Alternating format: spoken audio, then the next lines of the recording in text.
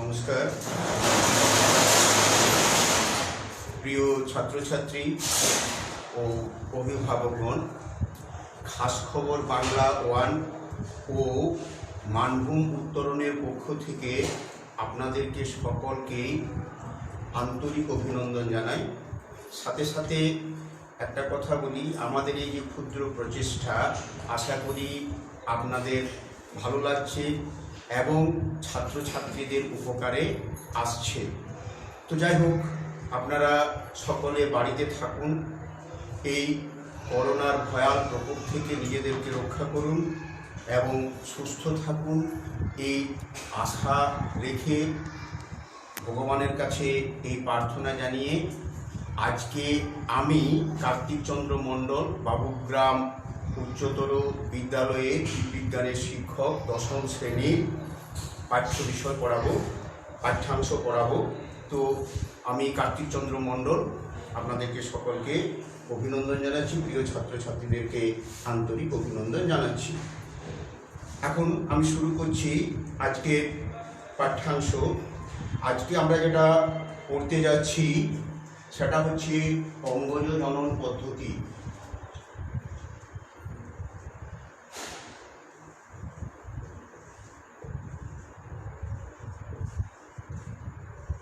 অঙ্গজ জনন। এখন অঙ্গজ জনন কি জিনিস? তোমরা আগে দুটো জনন আমি পড়িয়েছি তোমাদেরকে, এক হচ্ছে অযৌন জনন আর যৌন জনন। দুটো দুদিন ক্লাস নিয়েছি, তাতে অযৌন জনন এবং যৌন জনন সম্বন্ধে আমি বিস্তারিত আলোচনা করেছি। আজকে যখন আমি এই অঙ্গজ জননটা পড়াতে যাচ্ছি, এই অঙ্গজ জনন সম্বন্ধে তোমাদেরকে কিছু জিনিস জানানোর চেষ্টা করছি। দেখো, অঙ্গজ জনন হচ্ছে, এটা কেবলমাত্র উদ্ভিদদের দেহে দেখা যায়। অঙ্গজ জনন উদ্ভিদের জনন পদ্ধতি। উদ্ভিদ এই জনন পদ্ধতির সাহায্যে অপত্য উদ্ভিদ তৈরি করে। যে জনন পদ্ধতিতে উদ্ভিদের দেহাংশ বা দেহের খণ্ডাংশ উদ্ভিদ দেহ থেকে বিচ্ছিন্ন হয়ে যাওয়ার পর কোষ বিভাজন এবং বৃদ্ধির মাধ্যমে অপত্য উদ্ভিদ তৈরি করে, তাকে অঙ্গজ জনন বলে। তাহলে অঙ্গজ জনন হচ্ছে উদ্ভিদ দেহের কোনো একটা ক্ষুদ্র অংশ যখন উদ্ভিদ দেহ থেকে বিচ্ছিন্ন হয়ে যায় কোনো কারণে, সেটা প্রাকৃতিক কারণে হতে পারে, কৃত্রিমভাবেও হতে পারে, তাহলে তখন ওই ক্ষুদ্র অংশ যদি কোষ বিভাজন এবং বৃদ্ধির মাধ্যমে অপত্য উদ্ভিদ তৈরি করে, তবে সেই জননকে আমরা অঙ্গজ বলি। এখন উদ্ভিদ দেহের যে অংশটা, অর্থাৎ যে ক্ষুদ্রাংশটা উদ্ভিদ দেহ থেকে বিচ্ছিন্ন হয়, সেই বিচ্ছিন্ন অংশটা কোষ বিভাজন এবং বৃদ্ধির মাধ্যমে অপত্য উদ্ভিদ তৈরি করে। ওই যে অংশটা, ধরো এটা একটা উদ্ভিদ, যার এটা হচ্ছে একটা শাখা, এই শাখার কিছুটা অংশ কেটে গেল, সেই কেটে যাওয়া অংশ থেকে যদি কোনো একটা উদ্ভিদ তৈরি হয়ে যায়, তাহলে এটা হচ্ছে অঙ্গজ জনন পদ্ধতি। এবং এই যে ক্ষুদ্র অংশটা যেটা কেটে গেছে, সেটাকে আমরা প্রোপাগিউল বলি।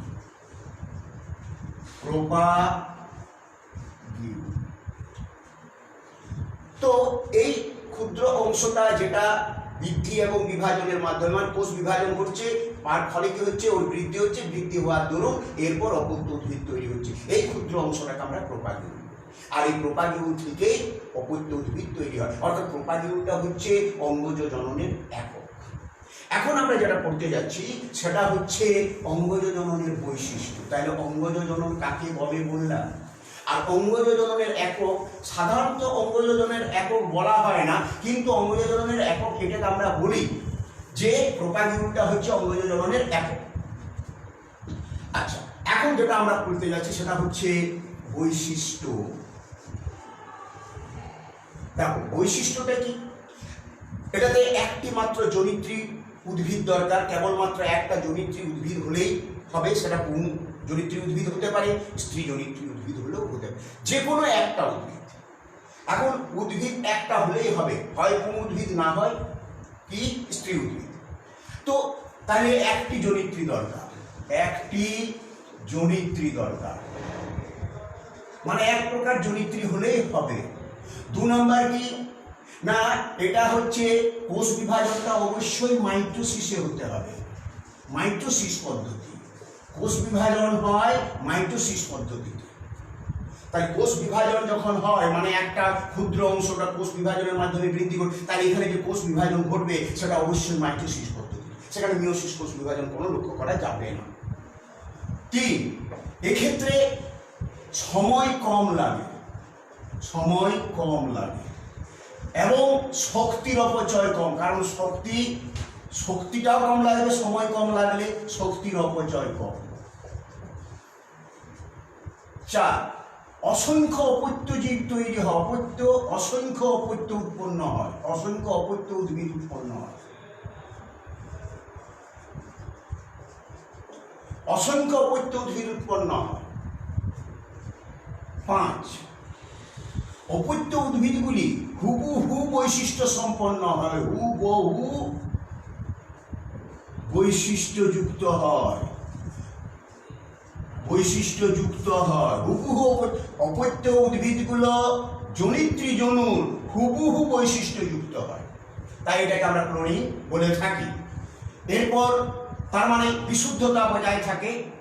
ছয়, এক্ষেত্রে মনে রাখতে হবে এখানে কোনো জনন কোষ উৎপন্ন হয় না, জনন কোষ উৎপন্ন হয় না, তাই নিষেকও হয় না, নিষেক ঘটে না।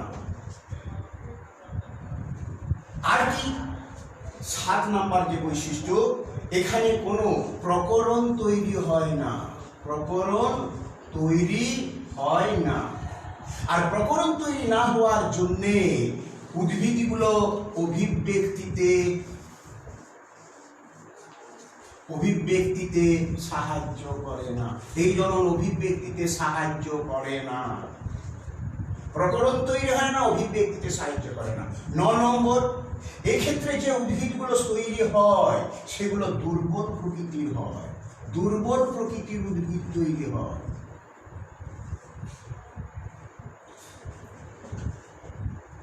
কারণ একসঙ্গে অনেক উদ্ভিদ তৈরি হয়, যার জন্যে পরিবেশে ওই উদ্ভিদগুলো অভিব্যক্তি ঠিক মতো ঘটে না, যার ফলে কি হয় ওইখান থেকে খাদ্য উপাদান প্রচুর পরিমাণে পায় না, কারণ একসঙ্গে অনেক উদ্ভিদ তৈরি হয়, তাই দুর্বল প্রকৃতির হয়। তাই এইগুলো হচ্ছে অঙ্গজ জননের বৈশিষ্ট্য। বুঝতে পারা গেল? ক্লিয়ার? এই হচ্ছে অঙ্গজ জননের বৈশিষ্ট্য বললাম, 9টা বৈশিষ্ট্য। এরপর তোমরা যটা মনে রাখতে পারবে আমি বলে দিলাম, এরপর তুমি এইগুলোকে নিয়ে পরে সেইগুলো থেকে নিজের মতন করে লিখবার চেষ্টা করবে। এরপর যেটা বলছি, এই যে অঙ্গজ জনন, এই অঙ্গজ জনন কত রকমের? এরপর অঙ্গজ জনন প্রধানত 2 প্রকারের। এটা হচ্ছে আমাদের প্রকারভেদ। অঙ্গজ জননের প্রকারভেদ পড়াচ্ছি। অঙ্গজ জনন কত প্রকারের? অঙ্গজ জনন হচ্ছে 2 প্রকারের, প্রাকৃতিক অঙ্গজ জনন আর কৃত্রিম অঙ্গজ জনন। প্রাকৃতিক অঙ্গজ জনন আর কৃত্রিম অঙ্গজ জনন। এখন প্রাকৃতিক অঙ্গজ জনন কি কি আছে? প্রাকৃতিক অঙ্গজ জনন যেটা আছে সেটা মূলের সাহায্যে প্রাকৃতিক অঙ্গজ জনন, কাণ্ডের সাহায্যে প্রাকৃতিক অঙ্গজ জনন, পাতার সাহায্যে প্রাকৃতিক অঙ্গজ জনন এবং অন্যান্য পদ্ধতির সাহায্যে অঙ্গজ জনন। তাহলে এখানে কি কি আছে? এখানে আমরা বললাম মূলের সাহায্যে, কাণ্ডের সাহায্যে,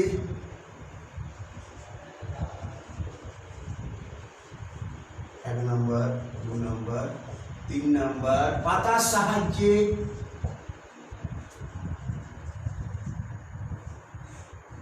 আর অন্যান্য অঙ্গের সাহায্যে।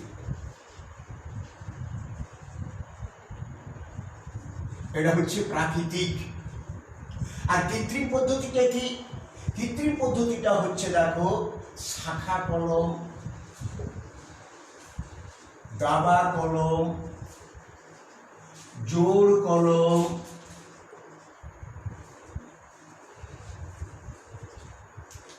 গুটি কলম এবং অনুবিস্তারণ।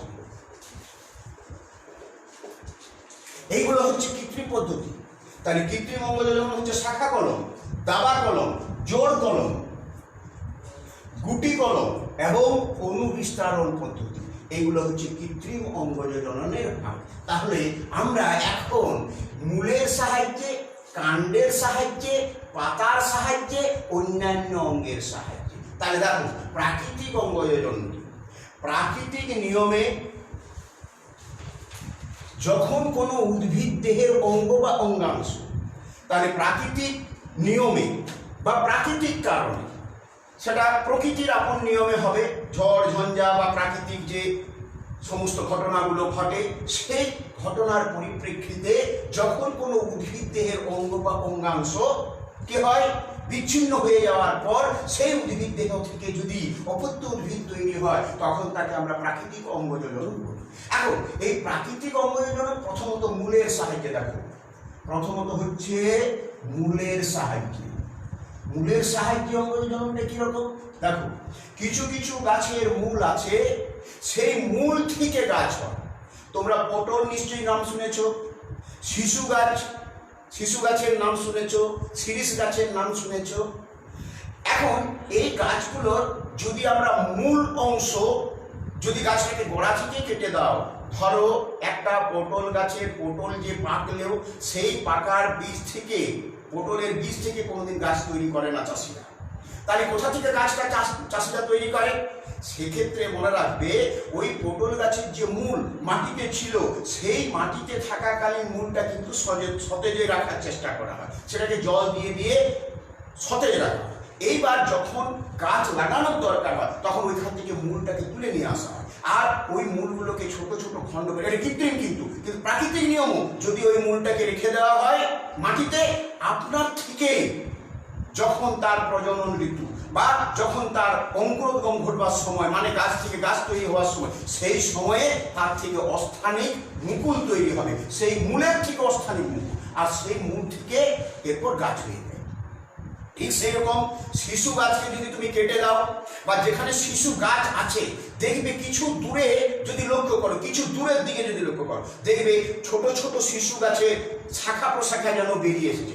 আসলে কিন্তু গাছটা আছে অনেক দূরে, আর অন্যান্য যে ছোট ছোট গাছগুলো বেরিয়েছে সেগুলো কিন্তু অন্য জায়গা থেকে বেরিয়েছে, গাছের গোড়া থেকে বেরোয় নাই, বা গাছের গোড়ার থেকেও যদি বেরোয় সেগুলো দেখা যাবে মূল থেকে বেরোচ্ছে। আসলে কি? আসলে ওটা এক ধরনের মূলের সাহায্যে অঙ্গজ জনন, এবং এটা প্রাকৃতিক নিয়মেই হয়। প্রাকৃতিক নিয়মে যখন হয়, এইটা যদি একটা শিশু গাছ হয়, তার যে মূলগুলো, এই মূলগুলো থেকে দেখা যাবে এখান থেকে আস্তে আস্তে কি হচ্ছে, ছোট ছোট গাছ বেরোচ্ছে, সেগুলোই পরবর্তীকালে গাছ হয়ে যাচ্ছে। তাই এইটা হচ্ছে অঙ্গজ জনন পদ্ধতি মূলের সাহায্যে। আবার অন্য আরো একটা মূলের সাহায্যে বলছি, এটা হচ্ছে প্রধান মূলের সাহায্যে। মূলের মধ্যে প্রধান মূল, এরপর হচ্ছে স্ফীত মূলের সাহায্যে। আমি যেটা মূলটার কথাটা বললাম, এটা প্রধান মূল। কার ক্ষেত্রে? আমরা বললাম এক শিশু গাছ, শিরিষ গাছ, এদের ক্ষেত্রে প্রধান মূল থেকে গাছ বেরোয়। প্রধান মূলে সাধারণত মুকুল থাকে না, কিন্তু ওদের ক্ষেত্রে মুকুল তৈরি হয়, তাই ওটা হচ্ছে অস্থানিক মুকুল। অস্থানিক মুকুলের সাহায্যে তখন গাছ তৈরি হয়ে যায়। এরপর যেটা বলছি মূলের সাহায্যে অঙ্গজ জনন, সেটা হচ্ছে স্ফীত মূলের সাহায্যে। কিছু কিছু উদ্ভিদ আছে যাদের মূলে খাদ্য সঞ্চিত হয়, যেমন তোমরা যদি বলো শতমূলী গাছ, নিশ্চয় জানো। রাঙা আলু, যেটাকে আমাদের পুরুলিয়ার ভাষায় সাকর কেনা বলে, আমাদের এই পুরুলিয়াতে এটার নাম হচ্ছে সাকর কেনা, বা ওটাকে আমরা রাঙা আলু বলি। এই রাঙা আলুটা যদি, এটা হচ্ছে একটা মূল, এটা খাদ্য সঞ্চয় করে, খাদ্য সঞ্চয় করার পর স্ফীত হয়, এবং এতে পরবর্তীকালে অস্থানিক মুকুল জন্মায়। ধরো এইটা হচ্ছে একটা শাকাল, মানে এটাকে আমরা বলি শাকালু বা রাঙা আলু। এই রাঙা আলুর এটা মাটিতে জন্ম হয়, মাটিতে মূল হিসাবে এটা খাদ্য সঞ্চয় করে, খাদ্য সঞ্চয় করার পর এরকম স্ফীত হয়ে যায়। স্ফীত হওয়ার পর এতে মুকুল তৈরি হয়, আর এই মুকুল থেকে গাছ তৈরি হয়, এইখান থেকে এরকম মূল তৈরি হয়ে যায়। এটা যদি মাটিতে থেকে যায়, আপনি প্রাকৃতিক নিয়মে এই রাঙা আলু থেকে গাছ হয়ে যাবে। শতমূলী তোমরা যদি একটু লক্ষ্য করো তাহলে দেখতে পাবে এইটা হচ্ছে একটা গাছের শতমূলী গাছ।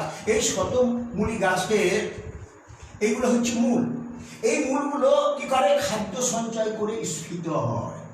দেখেছো, আস্তে আস্তে মূলগুলো খাদ্য সঞ্চয় করে স্ফীত হচ্ছে, এবং এখানে এক গোছা থাকে, এক গোছা এরকম লক্ষ্য করা যাবে। এই মূলগুলো দেখা গেছে কি, যদি মাটিতে থেকেই যায় তাহলে এর থেকে এরকম মূল বেরোবে, আর এর থেকে যে মুকুল, সেই মুকুল থেকে গাছ হবে। এটা শতমূলের ক্ষেত্রে দেখতে পাওয়া যায়। তাহলে রাঙা আলু, শতমূল। আর ডালিয়া, তোমরা নিশ্চয় ডালিয়া গাছ দেখেছো, ডালিয়া গাছে ফুল ফুটতেও দেখেছো। এখন দেখবে ডালিয়া গাছগুলো মরে যাচ্ছে, এখন কিন্তু আর ডালিয়া গাছগুলো সতেজ নাই, বা ওতে ফুল আর নাই। কিন্তু ওর মাটিটা যদি তুমি করো, যেখান থেকে ডালিয়া গাছটা উঠেছিল, সেই গাছটার নিচের দিকে তুমি লক্ষ্য করবে, দেখবে আলুর মতো ফোলা ফোলা অংশ দেখতে পাওয়া যাচ্ছে। তাহলে ওই যে আলুর মতো এইটা একটা ডালিয়া গাছ, এর যে মূল, এই মূলগুলো এরকম খাদ্য সঞ্চয় করার পর স্ফীত হয়, মানে গোলাকার আকার ধারণ করে। এবং এই গোল যে মূল অংশ, এটা হচ্ছে রসালো মূল বা স্ফীত মূল। এই রসালো মূল থেকে পরবর্তীকালে গাছ হয়ে যায়। তাহলে এটা হচ্ছে মূলের সাহায্যে অঙ্গজ জনন, এবং এটা হচ্ছে স্ফীত মূল বা রসালো মূলের সাহায্যে অঙ্গজ জনন পদ্ধতি। তাহলে তোমরা মূলের সাহায্যে অঙ্গজ জনন বুঝতে পারলে। এরপর আমরা কাণ্ডের সাহায্যে অঙ্গজ জনন বুঝি। দেখো, কাণ্ডের সাহায্যে কিছু কিছু উদ্ভিদ আছে কাণ্ডের দ্বারা অঙ্গজ জনন ঘটায়। সেখানে কেমন হয় না, কাণ্ডের ক্ষেত্রে কাণ্ড 3 রকমের। কাণ্ডের সাহায্যে অঙ্গজ জনন, কাণ্ডের সাহায্যে অঙ্গজ জনন, কাণ্ডের সাহায্যে অঙ্গজ জনন আমরা 3 রকম ভাবে দেখতে পাবো। প্রথমত হচ্ছে বায়বীয় কাণ্ডের সাহায্যে। বায়বীয় কাণ্ডের সাহায্যে, বায়বীয় কাণ্ড কি? বায়বীয় কাণ্ড আমরা জানি সাধারণত কাণ্ড মাটির উপরে থাকে। এটা এটা ধরো মাটির নিচের অংশ, মানে এটা গাছের মূল অংশ, আর এইটা হচ্ছে গাছের উপরের অংশ, মাটির উপরের অংশ। এই মাটির উপরের অংশটা বাতাসের সংস্পর্শে আছে। ধরো এটা গাছ, এই গাছের এইটা হচ্ছে কাণ্ডটা, তাই এই কাণ্ডটা বাতাসের সংস্পর্শে আছে, চারদিকে বাতাস আছে। তাহলে এইটাকে আমরা বলছি বায়বীয় কাণ্ড, অর্থাৎ গাছের কাণ্ড, শাখা প্রশাখা এগুলো বাতাসের সংস্পর্শে থাকে, এগুলোকে আমরা বায়বীয় অংশ। তাহলে কাণ্ডটা যদি বাতাসের সংস্পর্শে থাকে তখন সেটা হচ্ছে বায়বীয় কাণ্ড। এখন এই বায়বীয় কাণ্ডের সাহায্যে অঙ্গজ জনন, দেখো তোমরা হরিমনসা গাছ দেখেছো,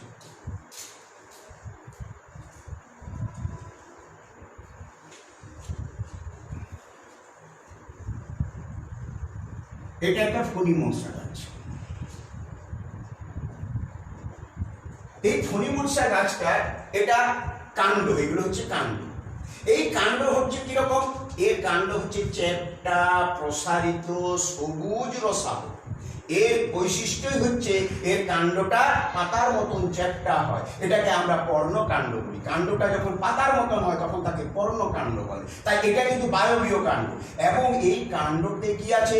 মুকুল আছে, পর্ব আছে, পর্বমধ্য আছে। তাহলে পর্বমধ্য, মুকুল আছে। এখন এই কাণ্ড কোনো কারণে, প্রাকৃতিক কারণে, ধরো ঝড় ঝঞ্ঝা হচ্ছে, ঝড় ঝঞ্ঝায় গাছটা ভেঙে গেল, ভেঙে পড়ে নরম মাটিতে পড়ে গেল। নরম মাটিতে পড়লে ধরো এই অংশটা নরম মাটিতে পড়ল। এই নরম মাটিতে পড়ে যাওয়ার পর কিছুদিন পরে দেখা যাবে এই যে অংশটা, এই অংশটা থেকে গাছ হয়েছে। কি করে না, এইটা আস্তে আস্তে এখান থেকে মূল বেরোবে। মূল বেরোনোর পর এই মূল মাটিতে সংযুক্ত হয়ে গেলে এ আস্তে আস্তে বৃদ্ধি পাবে, এবং তখন আবার সে শাখা প্রশাখা তৈরি করবে। তাই এইটা হচ্ছে, দেখো এটা একটা ক্ষুদ্র অংশ ছিল, সেই ক্ষুদ্র অংশটায় আস্তে আস্তে বৃদ্ধিপ্রাপ্ত হয়ে একটা পরিণত উদ্ভিদ তৈরি করে দেয়। তাই এক্ষেত্রে কোনো ফুল হয় গাছটা, কিন্তু ফুল হলেও এর ফুল থেকে বীজ যদিও উৎপন্ন হয়, সেই বীজ থেকে গাছ হয় না, কারণ বীজগুলো হচ্ছে অঙ্কুর। এরা অঙ্গজ জনন পদ্ধতিতেই বংশ বিস্তার করে। ফণিমনসা, দেশিরা মনসা নিশ্চয় নাম শুনেছ। এই গাছগুলো কিন্তু গাছের যদি ডাল ভেঙে পড়ে, সেই ডাল থেকে গাছ হয়ে যায়। এটা হচ্ছে বায়বীয় কাণ্ডের সাহায্যে অঙ্গজ জনন। তাইলে ফণিমনসা, দেশিরা মনসা বুঝতে পারা গেল কি গেল নাই? আবার গোলাপ, জবা ইত্যাদি গাছের কাণ্ড যদি ভেঙে নরম মাটিতে পড়ে যায়, তাহলে সেই নরম মাটিতে পড়ে যাওয়া গাছের কাণ্ড থেকে গাছ হয়ে যেতে পারে। তোমরা নিশ্চয়ই দেখেছো। তাই এটা কাণ্ডের সাহায্যে অঙ্গজ জনন। এখন এটা বায়বীয় কাণ্ড। এরপর যেটা বলছি, 2 নম্বর যে কাণ্ডের কথা বলছি সেটা হচ্ছে ভূনিম্নস্থ কাণ্ড। 2 নম্বর কাণ্ডের কথা বলছি, ভূনিম্নস্থ। ভূনিম্নস্থ কাণ্ড কাকে বলে? যে সমস্ত কাণ্ড মাটির নিচে থাকে, যাদেরকে আমরা মৃদগত কাণ্ড বলি। কিছু কিছু উদ্ভিদের কাণ্ড মাটির নিচে থাকে, এই কাণ্ডগুলোকে আমরা ভূনিম্নস্থ কাণ্ড বলে থাকি বা মৃদগত কাণ্ড বলে থাকি। সেই কাণ্ডে খাদ্য সঞ্চয় হয়, খাদ্য সঞ্চয় করলে সেগুলো রসালো হয় এবং সেক্ষেত্রে কি হয়, সেই কাণ্ড থেকে পরবর্তীকালে গাছ উৎপন্ন হতে পারে। কারণ কাণ্ডে কি থাকে, মুকুল থাকে, পর্ব পর্ব মধ্য থাকে। কাণ্ডের বৈশিষ্ট্যই হচ্ছে মুকুল থাকবে, আর সেই মুকুল থেকে গাছ হতে পারে। তাহলে এই ভূনিম্নস্থ কাণ্ড আবার 4 রকমের। কি কি? ভূনিম্নস্থ কাণ্ড হচ্ছে ধাবক, খর্বধাবক, বক্রধাবক, ভুল বলছি, ভুল বললাম, একটু মাফ করবে। সেটা হচ্ছে ভূনিম্নস্থ কাণ্ড হচ্ছে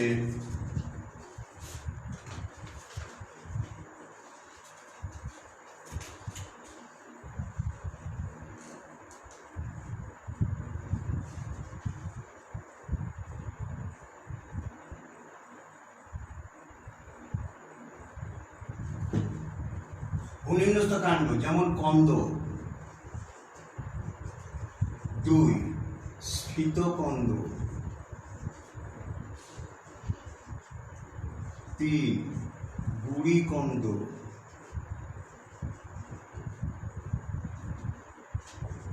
4 গ্রন্থিকন্দ। দেখো কন্দ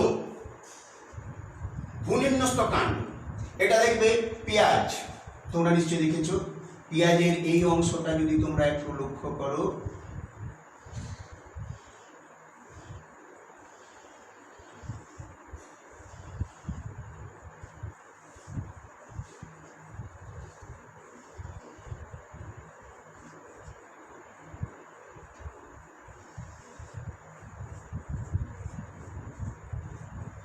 এটা একটা পেঁয়াজ। এই পেঁয়াজটা হচ্ছে একটা কন্দ জাতীয় উদ্ভিদ এবং এই কন্দ জাতীয় উদ্ভিদের এইটা হচ্ছে কাণ্ড, এই অংশটা, এই যে অংশটা তোমরা যদি পেঁয়াজটাকে কাটলে পরে এই জায়গাটা দেখে একটা সাদা মতন অংশ আছে উঁচু, এবং সেই জায়গা থেকে রসালো পত্রগুলো নির্গত হচ্ছে। এই রসালো পত্রগুলো যেখান থেকে উৎপন্ন হচ্ছে সেই জায়গাটা হচ্ছে পর্ব, এবং এই যে কাণ্ডটা এটা একেবারেই সংকুচিত কাণ্ড। আর এই সংকুচিত কাণ্ডে কাছাকাছি পর্ব এবং পর্ব মধ্য থাকে, আর পর্ব পর্ব মধ্যের মাঝে কি থাকে, মুকুল থাকে। এটা এই অংশটা যদি মাটিতে থেকে যায় তাহলে কিছুদিন পরে দেখা যাবে এইখান থেকে গাছ তৈরি হচ্ছে। তোমরা পেঁয়াজ বা কি বলে রসুনের আমরা জানি যে কোয়া বলে এক একটাকে, রসুনে একটা রসুনের মধ্যে অনেকগুলো ছোট ছোট অংশ থাকে, ওইগুলো হচ্ছে এক একটা কন্দ। ওইটাকে যদি তুমি ছাড়াও তাহলে দেখবে ওই নিচটাতে একটা ছোট্ট মতন অংশ আছে এরকম, ওই অংশ থেকে মূল বেরিয়েছিল। সেই অংশটা যদি আমরা পুঁতে দিই বা পুরো রসুনটাকে যদি মাটিতে পুঁতে দাও বা প্রকৃতির আপন নিয়মে যদি ওই মাটিতে থেকে যায় রসুনটা, পরবর্তীকালে রসুন গাছ ওইখান থেকে বের হয়। তোমরা নিশ্চয়ই লক্ষ্য করেছো, এটা হচ্ছে কন্দ জাতীয় উদ্ভিদ। এখন স্ফীতকন্দ, তোমরা আলু লক্ষ্য করেছো, আলুটা কিন্তু একটা কাণ্ড, আলুটা কিন্তু মূল নয়। আলু গাছ যখন হয় তোমরা নিশ্চয়ই জানো এই আলুর কিছু মূল, এই কিছু কাণ্ড মাটির নিচে থাকে। সেই কাণ্ডটা থেকে অস্থানিক যে কাণ্ড, সেই মানে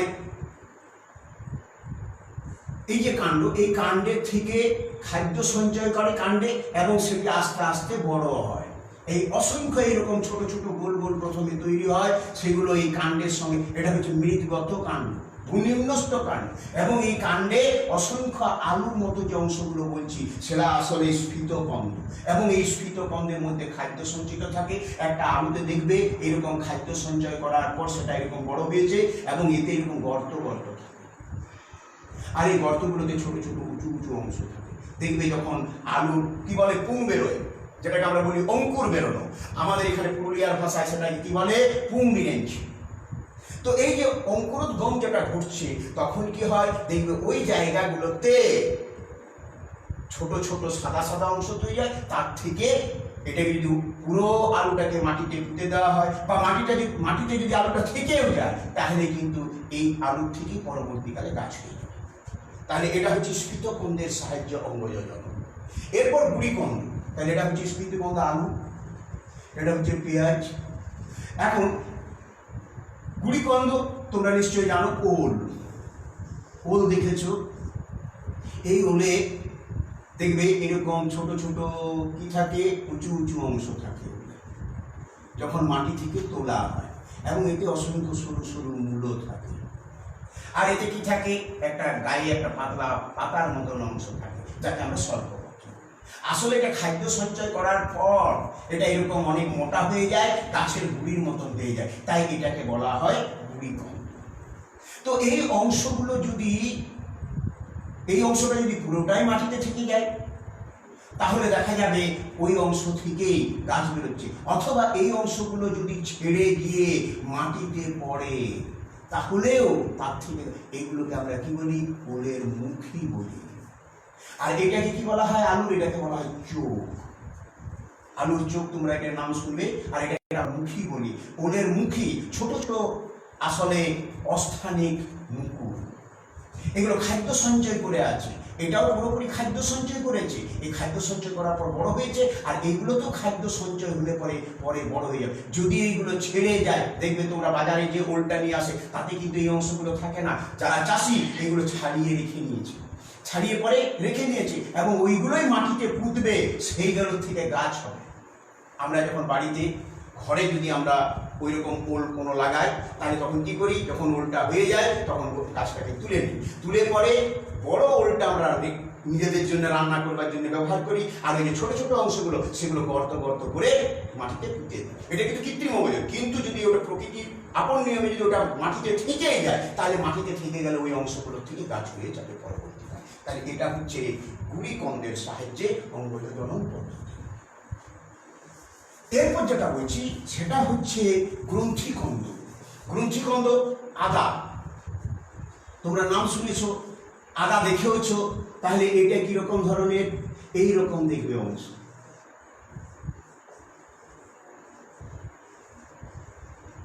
এটা একটা মাটির নিচের কাণ্ড। এগুলোকে খায় মানুষ, এমনি কোনো জিনিস খায় না। মাটিতে পাথর আছে, পাথরগুলোকে কই মানুষ খায় না, কিন্তু মাটির মধ্যে দেখো আদা আছে, আদাটাকে আমরা মশলা হিসাবে গ্রহণ করছি। তার মানে কি, যে জিনিসগুলোর মধ্যে খাদ্য আছে সেইগুলোই মানুষ খায়, মানুষ কিন্তু সেই জিনিসগুলোকে। তাই এইটার মধ্যেও খাদ্য সঞ্চিত আছে। এটা হচ্ছে গ্রন্থিকন্দ। যখন কোনো কাণ্ড মাটির নিচে থাকে, সেই মাটি যখন মাটির সমান্তরালে বৃদ্ধি পায় এবং খাদ্য সঞ্চয় করে স্ফীত হয়, তখন তাকে গ্রন্থিকন্দ বলে। গ্রন্থিকন্দ আদা, এই আদার দেখো এইগুলো হচ্ছে এক একটা অংশ, ছোট ছোট খণ্ডগুলো হচ্ছে কিরকম না, এই ছোট ছোট খণ্ডগুলো হচ্ছে এক একটা পর্ব। এইটা পর্ব, এইটা পর্ব, এইটা পর্ব। এখন এই পর্ব আর এই জায়গাটা হচ্ছে পর্ব মধ্য, তাহলে এই জায়গাটা পর্ব। এখন এই পর্ব আর পর্ব মধ্যের মাঝে পাতলা পাতার মতন অংশ আছে, আর এইখানটা দেখবে সাদা মতন অংশ থাকে, বা গোটাটা উপরের দিকের মুকুলটাও সাদা মতন। এখন এটা যদি মাটিতে থেকে যায়, বা এটা যদি কোনো কারণে বিচ্ছিন্ন হয়ে পড়ে, খণ্ড খণ্ড হয়ে পড়ে, মাটিতে যদি থেকে যায়, তাহলে সেই খণ্ডগুলোর থেকে পরবর্তীকালে গাছ হয়ে যায়। এটা হচ্ছে গ্রন্থিকন্দের সাহায্যে অঙ্গজ জনন। তাহলে এই ভূনিম্নস্থ কাণ্ডের সাহায্যে কন্দ হচ্ছে পেঁয়াজ, স্ফীতকন্দ হচ্ছে আলু, গুড়িকন্দ হচ্ছে ওল, আর গ্রন্থিকন্দ হচ্ছে আদা। এটা হচ্ছে ভূনিম্নস্থ কাণ্ডের সাহায্যে অঙ্গজ জনন। এরপর যেটা অঙ্গজ জননটা পড়াচ্ছি, সেটা হচ্ছে অর্ধবায়বীয় কাণ্ড। অর্ধবায়বীয় কাণ্ডের সাহায্যে অঙ্গজ জনন। অর্ধবায়বীয় কাণ্ড কি, যে সমস্ত কাণ্ড মাটির সঙ্গে কিছুটা অংশ লেগে থাকে, এটা মাটি, এই মাটির সঙ্গে মাটির উপর দিয়ে গাছটা যাচ্ছে, তাহলে মাটির নিচের দিকের অংশটা মাটির সঙ্গে লেগে আছে, আর মাটির উপরের দিকের অংশটা বাতাসের সঙ্গে, তাহলে এটা কিছুটা বাতাসে কিছুটা মাটিতে, তাই এটাকে অর্ধবায়বীয় কাণ্ড বলা হয়। যে সমস্ত গাছগুলো লতানো, তারা মাটির উপর দিয়ে হেঁটে যায়, আবার মাটির মধ্য দিয়ে যখন হেঁটে যায়, তখন তার কিছুটা অংশ মাটিতে লেগে থাকে, কিছুটা অংশ বাতাসে থাকে, তাকে আমরা অর্ধবায়বীয় কাণ্ড বলি। এই অর্ধবায়বীয় কাণ্ড কি কি আছে? এক, ধাবক। 2 খর্বধাবক, 3 ঊর্ধ্বধাবক এবং 4 ধাবক, খর্বধাবক, ঊর্ধ্বধাবক, বক্রধাবক। দেখো ধাবক, শুশুনি গাছ তোমরা দেখেছো, এইটা হচ্ছে একটা শুশুনি গাছ। এই শুশুনি গাছের এইরকম এইগুলো হচ্ছে বায়বীয় কাণ্ড, এইগুলো হচ্ছে বায়বীয় কাণ্ড। এই বায়বীয় কাণ্ডের গোড়া থেকে একটা কাণ্ড অংশ মাটির সমান্তরালে বৃদ্ধি পায়, এটা হচ্ছে মাটি। এই মাটির সমান্তরালে বৃদ্ধি পায়, এখানে মূল আছে। এখন এই মাটির সমান্তরালে বৃদ্ধি পাওয়ার সময় এই যে কাণ্ডটা মাটির সমান্তরালে বৃদ্ধি পাচ্ছে, বৃদ্ধি পাওয়ার পর কিছুটা যাওয়ার পর দেখবে আবার ওইখান থেকে পাতা গাছ বায়বীয় কাণ্ড বেরোচ্ছে। তাহলে এই যে অংশগুলো এইখান থেকে এইখানে একটা গাছ বেরোলো, আবার কাণ্ডটা এগিয়ে গেল, এরপর এখান থেকে আবার গাছ বেরোলো। এই যে পর্ব থেকে গাছ বেরোনো, এবং এটাকে যদি কোনো কারণে কেটে যায়, ধরে নাও এই অংশটা কেটে গেল প্রাকৃতিক কারণে, তাহলে এর থেকে পরবর্তীকালে আবার গাছ হয়, বা এই অংশটা যদি কোনো বিচ্ছিন্ন হয়ে অন্য জায়গায় পড়ে তাহলে তার থেকে গাছ হয়ে যেতে পারে। তাই এইভাবে যখন অঙ্গজ জনন হয় তখন তাকে আমরা বলি ধাবক। খর্বধাবক, কচুরিপানা দেখেছো, কচুরিপানার ক্ষেত্রে তোমরা নিশ্চয়ই লক্ষ্য করেছো, কচুরিপানার পাতাগুলো এরকম ধরনের একটা জায়গা থেকে উৎপন্ন হয়। এইটি হচ্ছে তার কাণ্ড, জলের সমান্তরালে, এটা জল, এই জলের সমান্তরালে বৃদ্ধি পায়, এবং এই কাণ্ডটার এই জায়গাটা হচ্ছে পর্ব, এবং এর পর্বগুলো খুব কাছে কাছে, এইখান থেকে আবার পাতা বেরোয়, আবার এখান অনেক পাতা বেরোয়, আর এই জায়গাগুলোতে মূল বেরোয়। এদের যে কাণ্ডটা, এই কাণ্ডটা পর্ব এবং পর্ব মধ্যে খুব সংকীর্ণ, তাই একে খর্বধাবক বলে, কারণ এটা জলের উপর দিয়ে ধাবিত হচ্ছে। এটাও একটা ধাবক, কিন্তু এর পর্বগুলো খুব কাছাকাছি, তাই এটাকে খর্বধাবক বলে। এটা কচুরিপানার ক্ষেত্রে। এখন কচুরিপানার এই অংশটা যদি কোনো কারণে জলের স্রোতে, বাতাসে যদি খণ্ড বিখণ্ড হয়ে যায়, বিচ্ছিন্ন হয়ে যায়, তাহলে এই অংশগুলোর থেকে এক একটা গাছ তৈরি হয়ে যাবে। তাই এটা হচ্ছে খর্বধাবকের সাহায্য। ঊর্ধ্বধাবক, তোমরা এর পরের অংশটা যেটা বলছি ঊর্ধ্বধাবক, সেই ঊর্ধ্বধাবকটা কি, এখানে এইরকম একটা কাণ্ড, এর মাটির নিচে যে কাণ্ডটা, এই কাণ্ড থেকে তোমরা এই ঊর্ধ্বধাবকটা কোথায় দেখতে পাবে, এটা চন্দ্রমল্লিকা গাছে দেখতে পাবে। চন্দ্রমল্লিকা, চন্দ্রমল্লিকা গাছের কাণ্ডের কিছুটা অংশ মাটিতে থাকে, অর্থাৎ কিছুটা অংশ মৃদগত। এই মৃদগত কাণ্ডে যে মুকুল থাকে, সেই মুকুল কিছুটা বৃদ্ধি পাওয়ার পর আবার উপর দিকে উঠে যায়, এবং এই অংশটা যদি কোনো কারণে বিচ্ছিন্ন হয়ে যায়, এই অংশটার থেকে গাছ হয়ে যাবে। তাই এটাকে আমরা, কারণ এর ডোগাটা উপরের দিকে উঠে যাচ্ছে, তাই এটাকে আমরা ঊর্ধ্বধাবক বলি। আচ্ছা, এরপর বক্রধাবক। তোমরা যদি একটু লক্ষ্য করো, আমরা কোন গাছের ক্ষেত্রে দেখতে পাবো, যেটাকে আমরা বলি থানকুনি গাছ। থানকুনি গাছ তোমরা নিশ্চয়ই দেখেছো। থানকুনি গাছের ক্ষেত্রে এটা একটা থানকুনি গাছ, এইখান থেকে অনেক পাতা এরকম বেরোবে,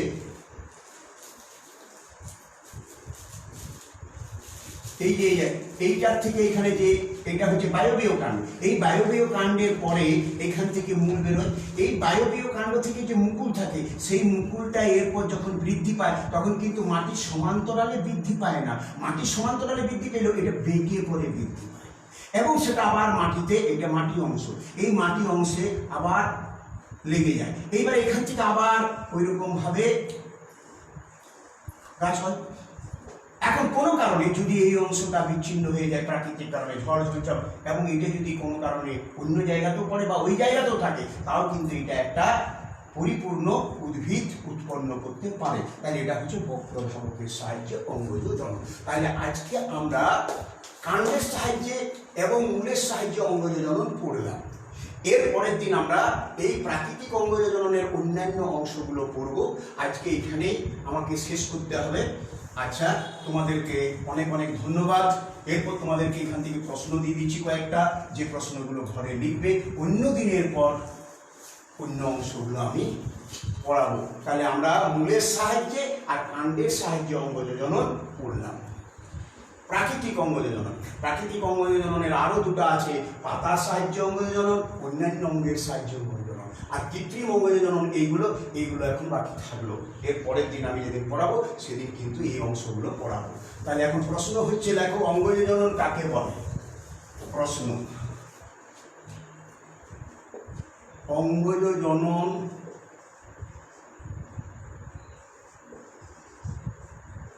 কাকে বলে? অঙ্গজ জননের বৈশিষ্ট্য কি?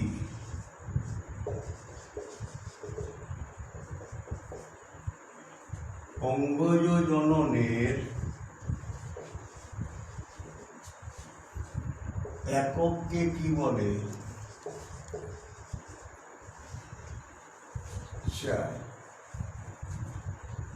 অঙ্গজ জননের প্রকারভেদ ছকের সাহায্যে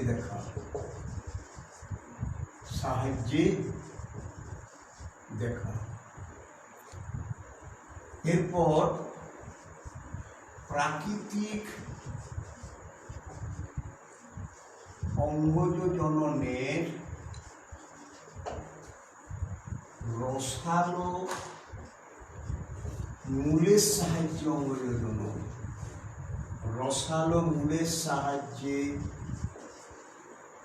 অঙ্গজ জনন ও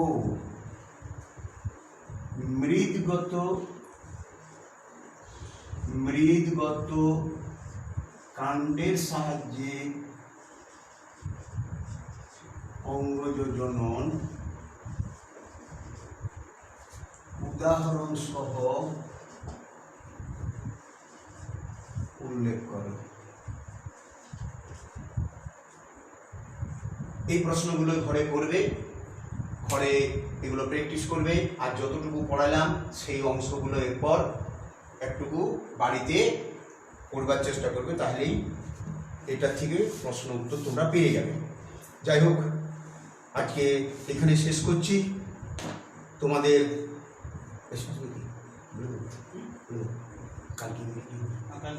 কালকে তোমাদের সুব্রত মণ্ডল গদিবেড়ো স্কুলের গদিবেড়ো SRCA বিদ্যালয় থেকে উনি আসবেন। ওনার ইংরেজি সাবজেক্ট, ইংরেজি বিষয়টা পড়াবেন।